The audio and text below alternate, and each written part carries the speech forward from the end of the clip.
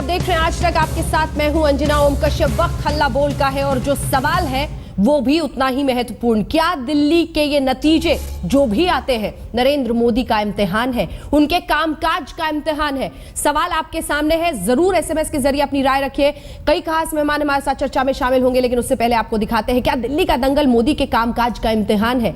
विरोधी कह रहे हैं कि दिल्ली के चुनाव परिणाम इस बात को तय करेंगे कि जनता ने मोदी के कामकाज को कैसे आंका है, लेकिन बीजेपी कह रही है कि दिल्ली का चुनाव मोदी के कामकाज का सर्टिफिकेट नहीं है। क्या यह परिचायक है उस नर्वसनेस का, या फिर अंदर ही अंदर कहीं पर जो घबराहट है बीजेपी में इस बात का? इसी पर हम करेंगे चर्चा। कई खास मेहमान हमारे साथ शामिल हो रहे हैं। श्रीकांत शर्मा जी, प्रवक्ता भारतीय जनता पार्टी के, हमारे साथ जुड़ गए हैं। कांग्रेस पार्टी की तरफ से प्रवक्ता मीम अफजल साहब हमारे साथ जुड़ गए हैं। उर्मिलेश जी, वरिष्ठ पत्रकार, हमारे साथ यहां पर मौजूद हैं। आलोक मेहता जी, वरिष्ठ पत्रकार, हमारे साथ स्टूडियो में मौजूद है। हमने आम आदमी पार्टी को भी निमंत्रण भेजा था, लेकिन उन्होंने इस बहस में शामिल ना होने का फैसला किया। अब इस बहस की शुरुआत हम करेंगे, लेकिन उससे पहले यह रिपोर्ट देख लीजिए।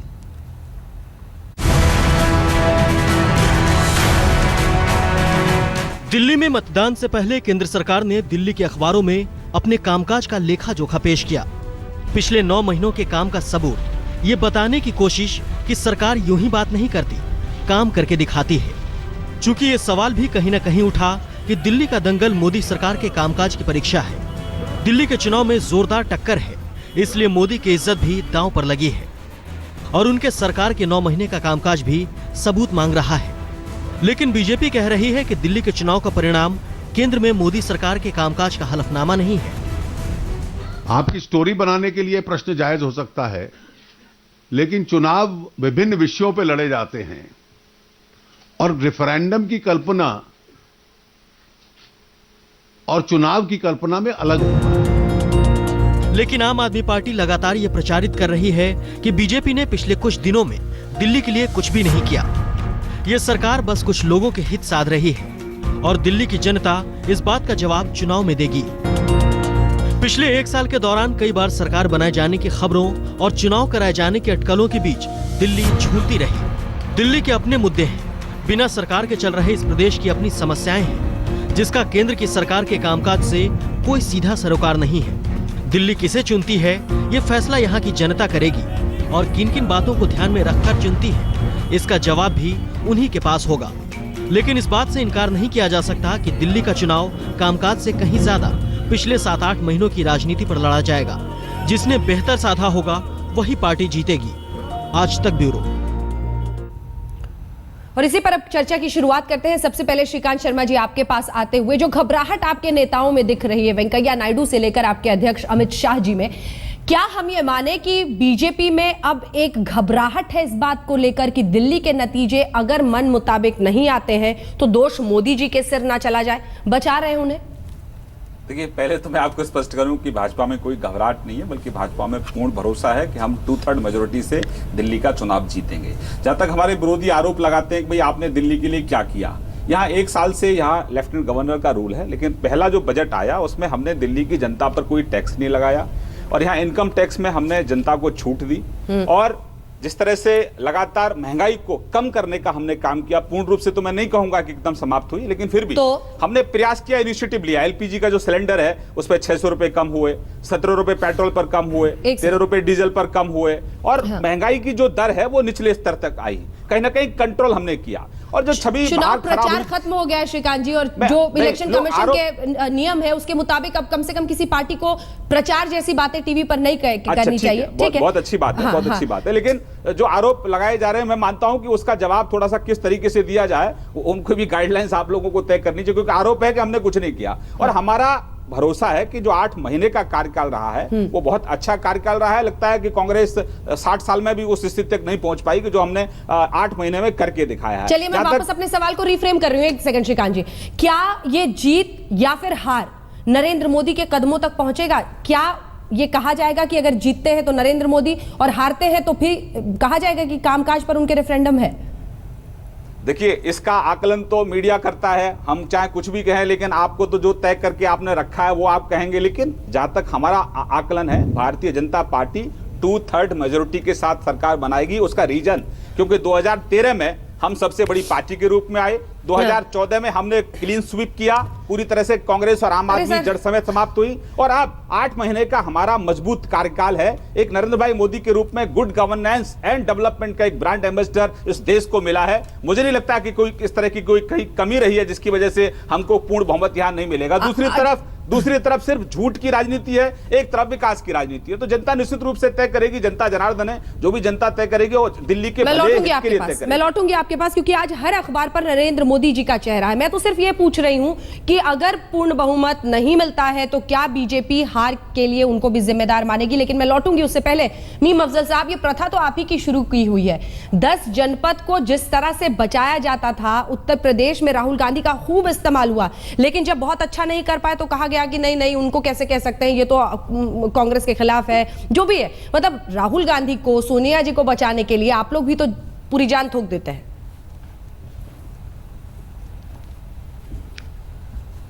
मैं आपको याद दिलाऊं अंजना जी कि जब 2014 का रिजल्ट आया था, हाँ, तो किसने एआईसीसी में आकर के जिम्मेदारी ली थी?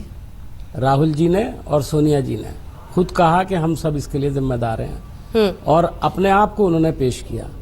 तो अगर नेताओं के जहन कुशादा होता है, बड़ा होता है, तो वो समझते हैं कि जिम्मेदारी से कभी बचना नहीं चाहिए, बल्कि अगर अवाम का फैसला है तो उसको सद्दिली के साथ, उसको खुश दिली के साथ एक्सेप्ट करना चाहिए।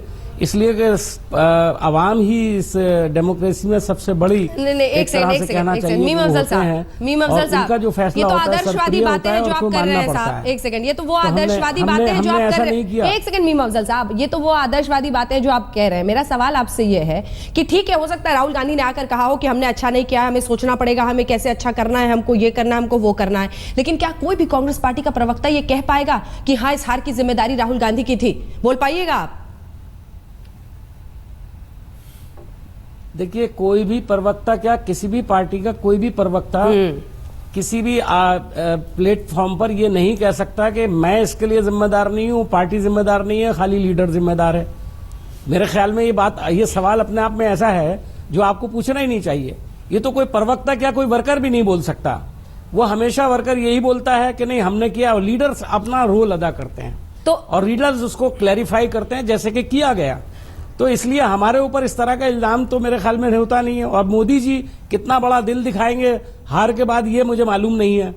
हो सकता है कि वो भी इतना बड़ा दिल दिखाएं, कहें कि नहीं भाई मेरा चेहरा था, हर जगह पर मैं रहा हूं। हो सकता है वो कहें कि मैं अपनी हार की जिम्मेदारी, कश्मीर में तो उन्होंने कबूल नहीं किया, लेकिन हो सकता है दिल्ली में कबूल कर लें अगर हार जाते हैं तो। श्रीकांत जी बड़ा दिल दिखाएंगे? छोटा सा जवाब। देखिए अंजना जी, आप तो इतिहास गवाह इस बात का कि मोदी जी ने हर जीत के लिए कार्यकर्ता का आभार प्रकट किया और कार्यकर्ता को ही जिम्मेदार बताया है। तो हम पूर्ण बहुमत से दिल्ली में सरकार बनाएंगे और उसका भी कार्यकर्ता को ही क्रेडिट जाएगा। नहीं, हार की जिम्मेदारी मैं चाहती हूँ आप दोनों से जल्दी से सवाल बेईमानी है थोड़ा सा, मुझे लगता है। जीत में और हार में बड़ा फर्क होता है। जीत और हार में तो जमीन आसमान का फर्क होता है। लोकतांत्रिक है फिर पार्टियां, अगर कोई अपने नेता के खिलाफ नहीं बोल सकता। जिम्मेदारी बहुत बड़ी होती है, इसलिए पड़ेगा। हाँ। मेरा ये कहना है कि इसलिए जो कि मोदी जी ने कहा कि भाई मैं जिम्मेदार रहूंगा, जो दिल्ली को ये दिलाऊंगा, और किरण बेदी जी ने कल एक इंटरव्यू देकर ये कह दिया कि भाई मैं हारती हूँ, यदि मुझे ठीक से नहीं बनाया जाता तो मैं तो हार्वर्ड जाऊंगी, कैम्ब्रिज जाऊंगी। उन्होंने कल ही अपना टिकट पहले कटवाने का इंतजाम कर लिया। ये कितना दुर्भाग्यपूर्ण है। मैंने मोदी जी ने उन्हें चुना और किरण बेदी जी ने कल ही पलायन का रास्ता पब्लिकली अनाउंस कर दिया। मतलब लोग ये चाहते हैं आप हार जाएं, तब भी किरण बेदी जी दिल्ली में हमारे दुख दर्द को दूर करने के लिए साथ में यदि नहीं देंगी तो कल लोग वोट कैसे देंगे? मुझे लगता है इसलिए किरण बेदी भी उससे बड़ी जिम्मेदार होंगी। मोदी जी तो होंगे ही, क्योंकि उन्होंने उनको चुनने में अपनी सहमति दी है। उर्मिलेश जी, नहीं देखिए, जहाँ तक लोकतंत्र का सवाल है, इसमें जो भी पॉलिटिकल पार्टीज का नेतृत्व होता है वो किसी भी चुनावी जीत और हार के लिए जिम्मेदार होता है, इसमें कोई दो राय नहीं है। कैंडिडेट्स होते हैं, कैंडिडेट्स का भी रोल होता है, लेकिन लीडरशिप जो है भारत जैसे मुल्क में जहाँ पॉलिटिकल प्रोसेस और कल्चर ऑफ डेमोक्रेसी से ज्यादा नायकत्व और महानायकत्व को महत्ता दी जा रही है, जहां किरदारों को और शख्सियतों को महत्ता दी जा रही है, वहां शख्सियतें और व्यक्तित्व कैसे कह सकते हैं कि वो जिम्मेदार नहीं है? तो इसलिए मैं ये नहीं मानकर चलता कि भैया जो हारे तो कार्यकर्ता जिम्मेदार, जीते तो नेता जिम्मेदार। ये जो थ्योरी है, कोई भी पार्टी कहे उसमें कोई दम नहीं है। श्रीकांत शर्मा जी, देखिए अंजना जी, एक कैडर बेस्ड पार्टी है, कार्यकर्ताओं की पार्टी, और हम जीत रहे हैं। उसका एक उदाहरण मैं आपको दूंगा, मुझे थोड़ा एक मिनट का समय दीजिएगा। नहीं, लेकिन आज तो प्रचार मत कीजिए। पीआर एक्ट की धारा 126 के तहत प्रतिबंधित है। हम लोग जीत रहे हैं, इसका एक उदाहरण देख लीजिए कि अरविंद जी की पार्टी इतने निचले स्तर तक गिर जाएगी कि वो शाही इमाम साहब से फतवा जारी करा रही है कि मुसलमानों एकजुट हो जाओ भाजपा के खिलाफ वोट देने। श्रीकांत जी, अंजना एक बहुत संजीदा विषय पर बहस करा रही हैं, लेकिन बौखलाहट है, डर है। देखिए देश का एक बड़ा चैनल है, वो हो गए, उसकी बौखलाहट ये दिखाती है कि इस तरह के फतवे जारी हो रहे हैं। श्रीकांत जी, लगातार कहा जा रहा है लेकिन उन्होंने ठुकरा दिया है भाजपा के खिलाफ वोट दो, वो तो खुद ही ठुकरा रहे हैं। कोई नहीं मिल सकता कि भाजपा की यहाँ पूर्ण रूप से 2/3 मतों से जीत हो रही है। एक सेकंड, ठीक है, ये दावे किए जा सकते हैं, लेकिन चुनाव प्रचार आज नहीं होना चाहिए क्योंकि प्रचार। हाँ, एक सेकंड जरा अपने दर्शकों को बता दें, ये मेट्रो में इस वक्त किरण बेदी घूम रही है, उसी की तस्वीरें आप देख रहे हैं टेलीविजन स्क्रीन पर। किरण बेदी मेट्रो से आम जनता के साथ आगे बढ़ती हुई। उर्मिला जी कुछ कहना चाहते हैं? श्रीकांत जी मेरे छोटे भाई की तरह बहुत, मैं उनको प्यार करता हूं, लेकिन मैं उनको बताऊं वो बहुत अच्छे राजनीतिक कार्यकर्ता हैं, लेकिन अगर वो आप आरपी एक्ट जो है, रिप्रेजेंटेशन ऑफ पीपुल्स एक्ट की 1951 के सेक्शन 126 को अगर आप देखें, आपके सभी पार्टी नेता उसको देखे हुए हैं, उसके मुतालिक जो आज बहस हो रही है, हम उस पर बहस नहीं कर रहे हैं कि किस पार्टी में क्या है, कौन जीत रहा है, कौन हार रहा है, या ये कि किसके क्या मुद्दे हैं। देखिए वो आपको मना है, आज आपको ये बात नहीं करनी चाहिए। आज आप ये बताइए, विश्लेषण कीजिए, आप अपनी उपलब्धियों का बखान आज आप टेलीविजन पर करना ये ठीक नहीं है, और टीएन सेशन होते तो ये देश में नहीं हो पाता। मुझे माफ कीजिए कहने के लिए, लेकिन मुझे ये कहना है कि लेकिन ये भी तो विश्लेषण कीजिए, आप विश्लेषण कीजिए राजनीतिक स्थिति। लेकिन आज यही स्थिति भी है ना कि शाही इमाम इस तरह के फतवे के साथ आते हैं देश के सामने। का ऐलान इलीगल है, तो फिर इलेक्शन कमीशन भी तो इस देश में एक्ट का वायलेशन है। इलेक्शन कमीशन भी तो इस देश में उनके खिलाफ कार्रवाई करता नहीं करता, इस पर नजर होती है लोगों की। श्रीकांत शर्मा जी, सवाल सीधा है और वो ये है कि आपकी सरकार जिस तरह के प्रचंड जनादेश के साथ लोकसभा में जीत के साथ नरेंद्र मोदी जी काबिज हुए, मोदी लहर, अच्छे दिन आने वाले हैं, क्या ये जो 7-8 महीने रहे हैं, अगर आप हिंदुस्तान का दिल जिसे कहते हैं, खुद भाषण में उस दिन कहा कि शरीर जीत लिया, अब दिल जीतना है, अगर दिल हार जाते हैं तो कहा जाएगा ना कि ये 7 महीने जनता ने आका और कहा कि नहीं, आप हमारी उम्मीदों पर खरे नहीं उतर रहे। अंजना जी, हम दिल्ली का दिल जीत रहे हैं और जीतने की कई वजह हैं कि दिल्ली में आज पहली बार देश में कोई ऐसा प्रधानमंत्री आया है जिसने दुनिया के अंदर भारत की साख को मजबूत किया है। भारत का प्रत्येक नागरिक आज अपने आप को स्वाभिमान के साथ कहता है कि भाई हाँ, हमारा सम्मान, मान सम्मान आज हिंदुस्तान में भी है और विदेशों में भी है। इस देश के नौजवान को बहुत उम्मीदें थी कि भाई उसको रोजगार मिलेगा, उसी के लिए देखिए बाहर से निवेश भी आ रहा है, हम लोग टेक्नोलॉजी भी लेकर आ रहे हैं, और वो निर्माण भी यहाँ होगा, तो इससे जो लोग बेरोजगार हैं उनको रोजगार मिलेगा। और एक ऐसी पहली सरकार है जनाब कि 8 महीने में एक दाग सरकार के ऊपर नहीं है, भ्रष्टाचार का एक दाग नहीं है। लेकिन काले धन वाली बात जुमला कह दिया, अब तो जनता तो परेशान होगी ना इस बात से। सर आपने कहा था काले धन पर, आप देखिए सरकार की कार्रवाई देखिए, 26 मई को सरकार का गठन होता है और 2 दिन बाद ही एसआईटी का गठन होता है, और 26 जून को वो सारे नाम एसआईटी को दिए जाते हैं, और एसआईटी ने सरकार के मतलब सहयोग की प्रशंसा की है। तो ऐसा नहीं है कि काम नहीं हो रहा है। हाँ ठीक है कि भाई इतना लंबा प्रोसेस रहा है, उसमें कुछ कानूनी अड़चन जरूर है, लेकिन मुझे लगता है आपकी बात पे कुछ कह रहे हैं, गरीब लोगों के कल्याण के लिए ही उपयोग में आने वाला है, ये भी हमारी कमिटमेंट है, तो वो भी आएगा। हम कई मोर्चों पर पूरी तरह से सफल हुए हैं। लोग हम पर आरोप लगाते थे कि मोदी को अर्थनीति नहीं आती, मोदी जी को विदेश नीति नहीं आती, और दोनों ही मोर्चों पर हमारी चुनाव प्रचार हालांकि बीते दिन ही थम चुका है शाम 6 बजे, लेकिन दिल्ली की ये जंग दिलचस्प होती चली जा रही है। तस्वीरें इस वक्त आ रही हैं किरण बेदी मेट्रो में दिल्ली में सवार करती हुई और ये कहती हुई कि अब मैं सहज होकर आराम से घूम रही हूं दिल्ली की जनता के साथ। लेकिन सवाल यही है जो हम हल्ला बोल में पूछ रहे हैं। किरण बेदी मुख्यमंत्री उम्मीदवार जरूर बनाई गई, लेकिन नरेंद्र मोदी के साथ जो इश्तेहार आज छपे हैं खास तौर पर अखबारों में, उसमें बहुत बड़ा चेहरा नरेंद्र मोदी का। तो क्या दिल्ली में जो इम्तिहान है वो उनके कामकाज का रेफरेंडम नहीं माना जाएगा? जो कुछ महीने बीते हैं उनकी सरकार के, अगर वाकई उस वक्त मोदी लहर थी और कामकाज के पैमाने पर पार्टी ने अच्छा किया होता, सरकार ने अच्छा किया होता, तब तो मोदी लहर और भी प्रचंड होकर बोलती। लेकिन अगर ऐसा नहीं है तो क्या इस इम्तिहान को उनका रेफरेंडम नहीं माना जाएगा? यही वो विषय है जिस पर हम चर्चा कर रहे हैं। इस बीच आपको किरण बेदी की हम तस्वीरें दिखा रहे हैं। वाणी त्रिपाठी भी पार्टी की प्रवक्ता हैं, वो भी इन तस्वीरों में दिखाई दे रही हैं। मेट्रो पर सवारी, लोगों के बीच घूमना फिरना, और ये कहा भी है बीजेपी ने कि ये सुशासन और दूसरी तरफ अराजकता के बीच एक इम्तिहान है। तो फिर शासन तो नरेंद्र मोदी जी का ही आका जाएगा ना। एक बार फिर से श्रीकांत जी बड़े फोकस तरीके से इस पर आपसे जवाब चाहते हैं कि अगर ये वाकई सुशासन और दूसरी तरफ अराजकता के बीच में एक इम्तिहान है तो शासन तो मोदी जी का ही है ना टेस्ट पर। अंजना जी, बहुत अच्छा सवाल है आपका, लेकिन अगर आप कोई एनालिसिस करें इसको कि केंद्र सरकार को 5 साल का मैंडेट मिला है और अभी सरकार के सिर्फ 8 महीने का कार्यकाल समाप्त हुआ है। हाँ। और 8 महीने के कार्यकाल में आप सरकार के काम का आकलन लगा सकते हैं कि सरकार किस गति से चल रही है और किस दिशा में जा रही है। तो मैं मानता हूं कि स्पष्टता से, ईमानदारी से आप पाएंगे कि सरकार से जिन लोगों को भरोसा था, जो उम्मीदें थी, 2014 के चुनाव में जनता ने भरोसा और विश्वास के साथ मोदी जी पर मोहर लगाई थी, तो उनका भरोसा और विश्वास 8 महीने के कार्यकाल में और मजबूत हुआ है। महंगाई आप देख लीजिए, भ्रष्टाचार, महंगाई पे ही तो आलोक जी एक सवाल आपसे पूछना चाह रहे हैं। आलोक जी ठीक पूछिए। है, मैं कहूंगा, मैं मानता हूं कि पूर्ण रूप से समाप्त नहीं हुई है, लेकिन जो इनिशिएटिव सरकार ने लिए हैं, निश्चित रूप से उसका फायदा इस देश के गरीब आदमी को हुआ है। तो मैं कहूंगा सरकार का जो रिपोर्ट कार्ड है वो तो 5 साल के बाद आप ले सकते हैं, लेकिन इनिशियल जो 8 महीने हैं उससे आप स्पष्ट रूप से आकलन कर सकते हैं कि सरकार ईमानदारी से ट्रैक पर है। जो इकोनॉमी जो हमारी आईसीयू में थी उसको बाहर लाने का काम मुझे किया। लगता है फिर प्रचार शुरू हो गया।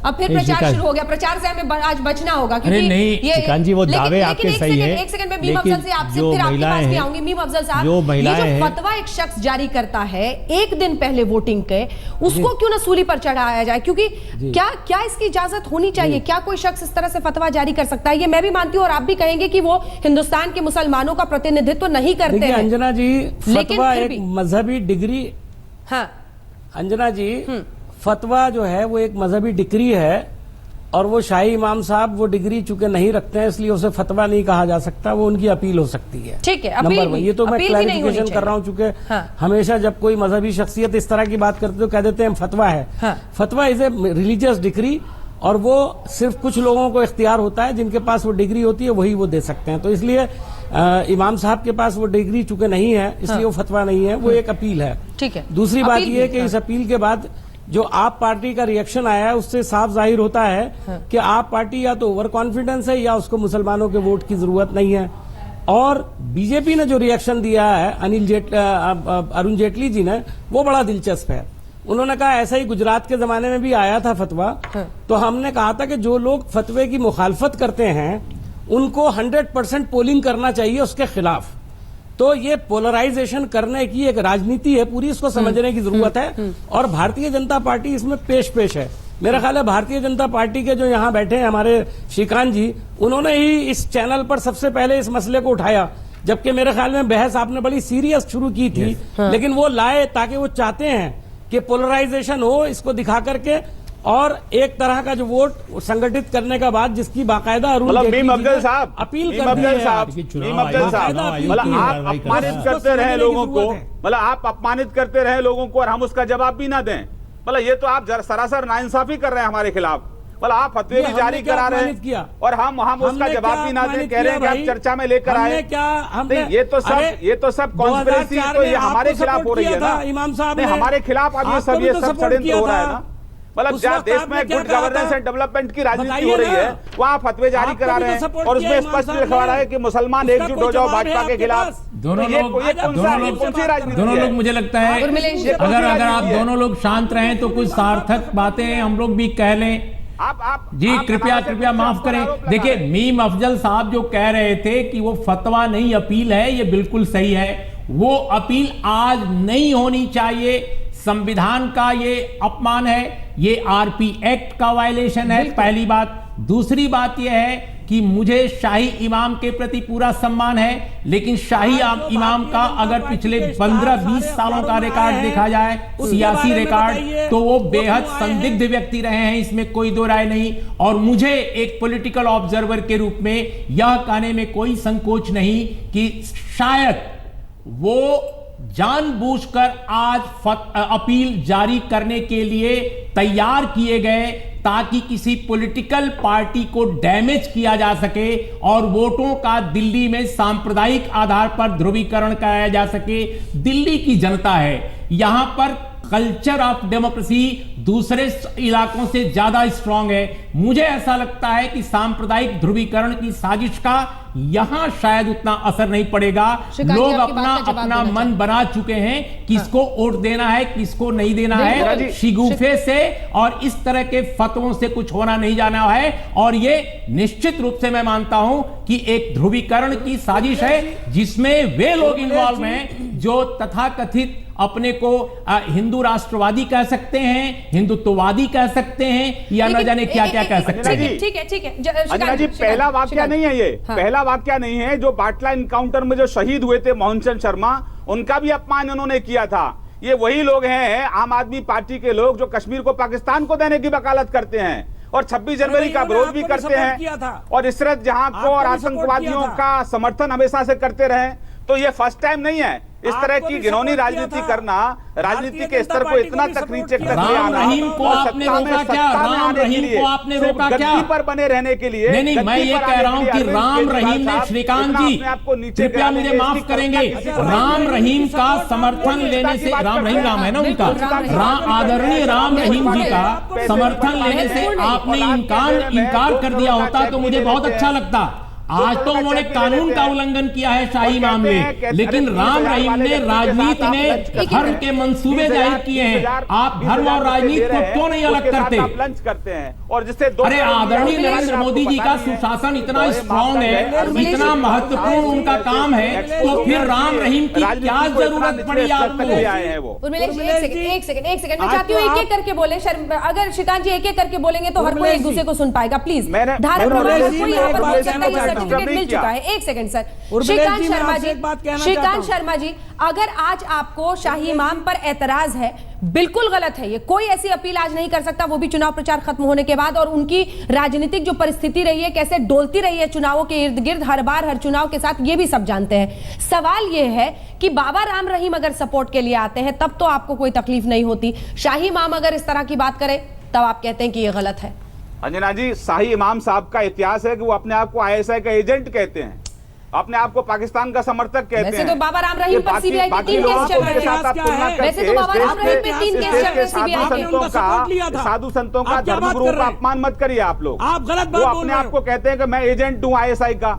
आप उन व्यक्ति के साथ आप साधु संतों की तुलना कर रहे हैं। और मैं तो आपको इतिहास बता रहा हूं, केजरीवाल साहब की पार्टी के एक नेता हैं जो कहते हैं कि कश्मीर को पाकिस्तान को दे दो। में झांकी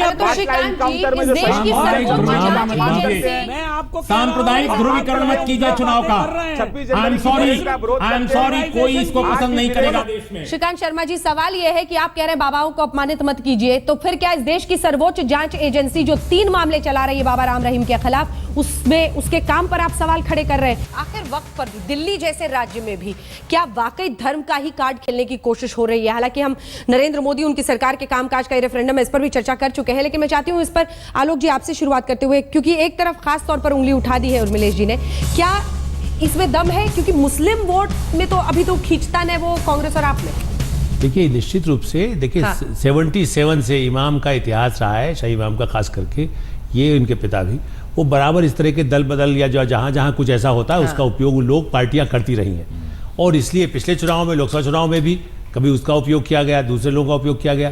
तो मुझे लगता है कि बहुत ही घृणित, तो इसलिए सब पार्टियों को मिलकर के इस तरह के जो फरमान है, वो जो अपील है, इसका बहिष्कार करना चाहिए, रोकना चाहिए।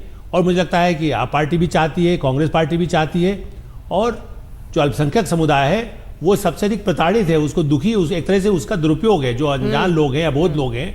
इसलिए मुझे लगता है कि चुनाव आयोग से दोनों पार्टियों को मिलकर शिकायत करना चाहिए कि नहीं, इनके ऊपर कार्रवाई की जाए, क्योंकि ये चुनाव के समय में सांप्रदायिक तनाव भड़काना ये गंभीर अपराध है। दिल्ली में जबकि एक जगह दंगे हो चुके हैं, उसके बाद शाही इमाम उसको बांटे और धर्म के आधार पर लोगों को वोट डालने को कहे, ये गंभीर अपराध है और उस पर तत्काल नोटिस लिया जाना चाहिए। और आश्चर्य की बात यह है कि श्रीकांत जी की सरकार है, उसके बाद भी उनको गिरफ्तार करने का आदेश क्यों नहीं दिलवाते हैं? और मुझे क्यों नहीं FIR क्यों दर्ज करते हैं? एक वाक्य में सर, जोड़ूंगा। एक वाक्य का मतलब अच्छा, एक वाक्य। एक चीज मैं ये समझना चाहता हूं कि दिल्ली मैं भी देख रहा हूं, आप भी देख रही हैं, ये भी देख रहे हैं। हाँ। दिल्ली में आमतौर पे माना जा रहा है कि बड़ा एक तबका जो माइनॉरिटी का है वो आम आदमी पार्टी को वोट दे रहा है, तो फिर शाही इमाम से उसको बयान जारी कराने की जरूरत क्या आन पड़ी? इसका मतलब उसका बयान कहीं और से आया है। लेकिन आप मान रहे हैं कि एक बड़ा तबका दे रहा है, ये भी आपका विचार हो सकता है ना सर, क्योंकि ये तो हर विश्लेषक अपने तरीके से देखता है खबरों को। अफजल साहब मैं आपके पास आना चाहती हूँ।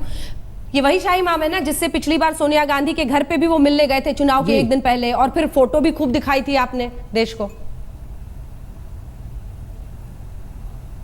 देखिए, वो फोटो तो आपने दिखाई थी, हमने नहीं दिखाई थी। दूसरी बात यह कि अगर कोई मिलने आता है तो आप उसे रोक नहीं सकते, और अगर शाही इमाम साहब ने कोई गलत काम किया है तो बाबा राम रहीम के सिलसिले में जो अभी आई है अपील, क्या उसमें भी गिरफ्तारी होनी चाहिए? मैं ये पूछना चाहता हूं, उर्मिलेश जी तो बहुत सीनियर आदमी हैं, पहले आई है और मेरा ख्याल है जड़ तक पहुंच गए हैं। मैंने आपको बताया और शुरू में वो बात कही थी कि सबसे पहले भारतीय जनता पार्टी का रिएक्शन क्या आया है कि फतवे के खिलाफ जो लोग हैं वो 100% पोलिंग करें।